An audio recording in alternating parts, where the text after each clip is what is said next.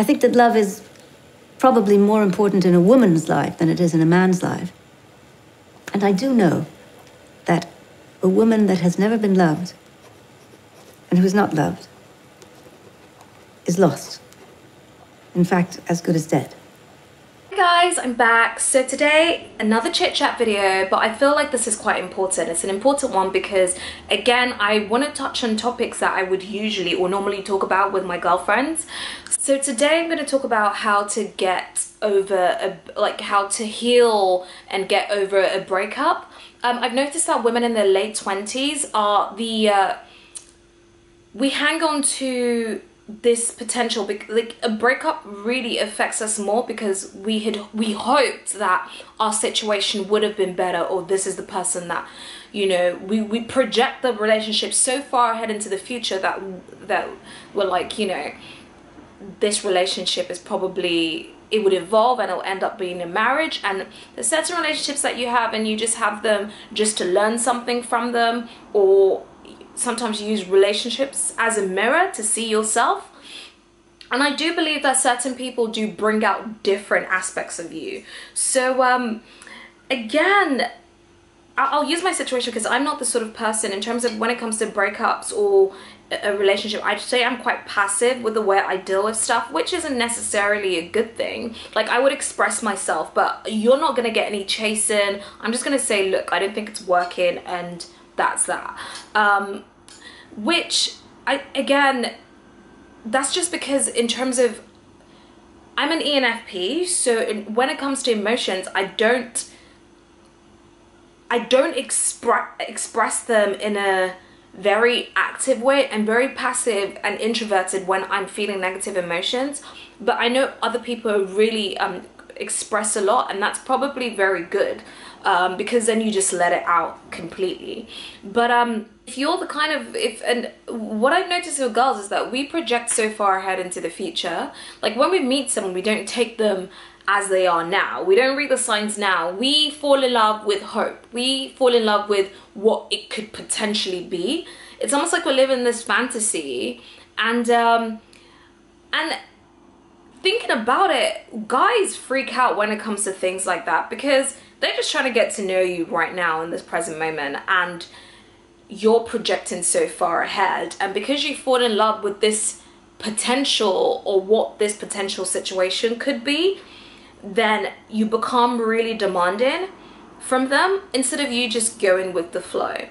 But I suppose if you do feel a breakup and you feel that the outcome could be a lot different to what you would have hoped it would be, then I'd say, like, express those emotions to your partner. Even if you have to go crazy through a few plates in terms of, and cry for months, that's the best way you're dealing with it, okay? And your emotions and the way you feel is valid, and you want to be around people that, you know, you want to be around friends that will let you know that what you're feeling is valid, and you would heal at your own time, because everyone has different time frames to heal. Like, we were not all built the same way. And I've noticed that I've been guilty of this in the past, saying, like, why are you so attached? And it's not the right way to deal with things, because not everyone is built like you. Not everyone's built to fake or act like they're not hurt by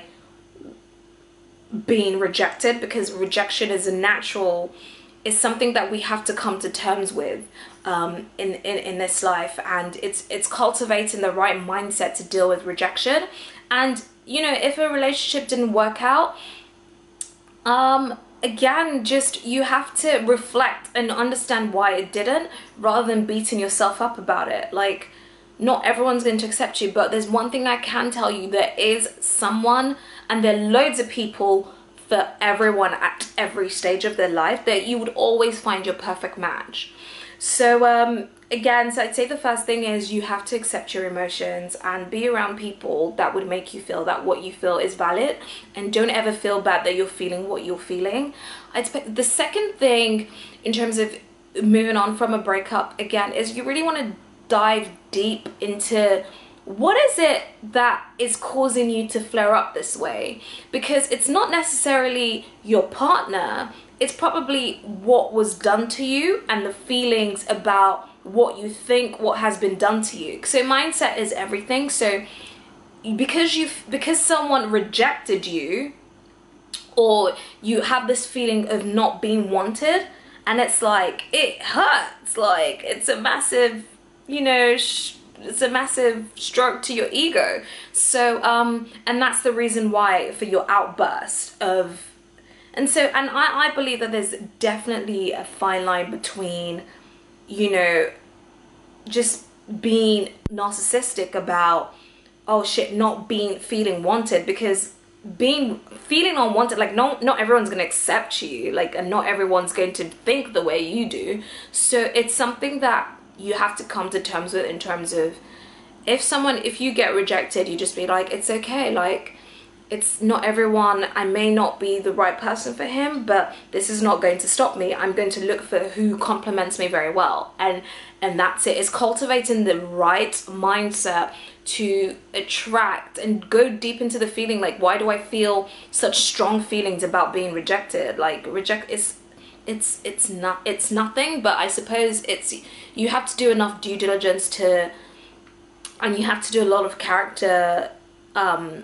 you have to assess your mindset, but your mindset about the feeling of rejection, and your ego towards things like that, because that could really be a barrier in terms of growth in general. It could either stop you from growing, right, in terms of you being insecure about meeting new people, or fearful about meeting new people, or you being extremely narcissistic about meeting people. So yeah, which is a massive insecurity.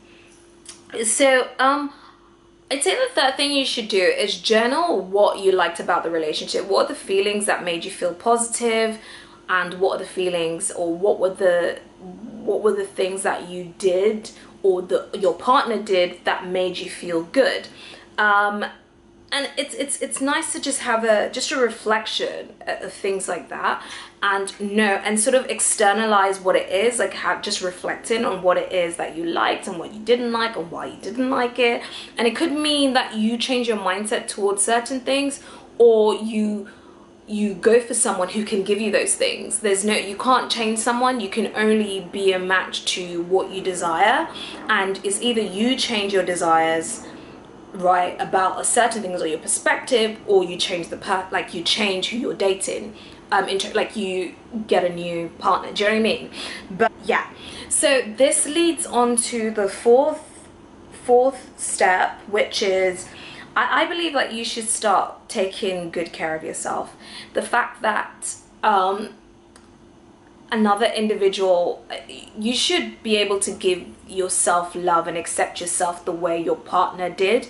And that could mean you changing your hair, you trying different things that are you doing things that are distracting, that would make you almost forget, not necessarily forget, but focus on things that are really vital, which is yourself, and trying to improve yourself, and trying to improve your experience, and expand your perspective on the world, and seeing, you know, the amazing things that life has to offer.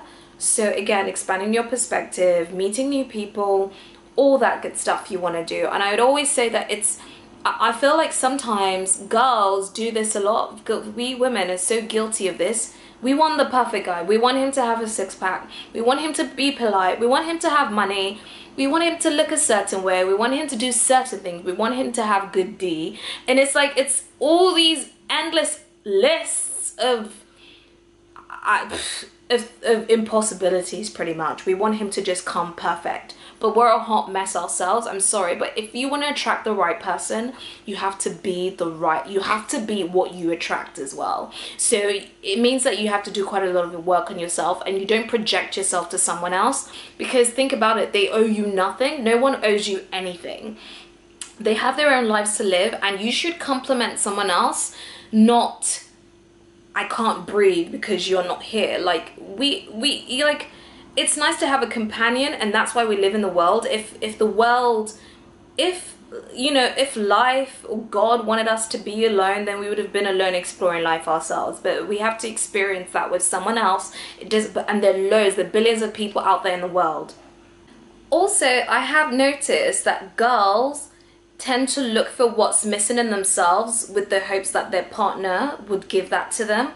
If you were unhappy before your relationship and then you just didn't like yourself, you didn't like what you're doing, and then some guy comes into your life or a partner comes into your life, and then you feel like the person has just taken all your worries, they were the missing puzzle to what you're feeling, you forever look for happiness everywhere you go because that person cannot give it to you unless you give it to yourself.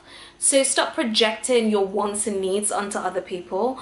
Like, just, you have to be what you attract. And if you're a mess, I feel like you're going to attract a mess, and it's just the way life goes. Like attracts like. And again, it's a case of in order to before you start looking, I'd say you have to focus on self and start deciphering your beliefs and your mindset about certain things so that you can move forward and attract the right person.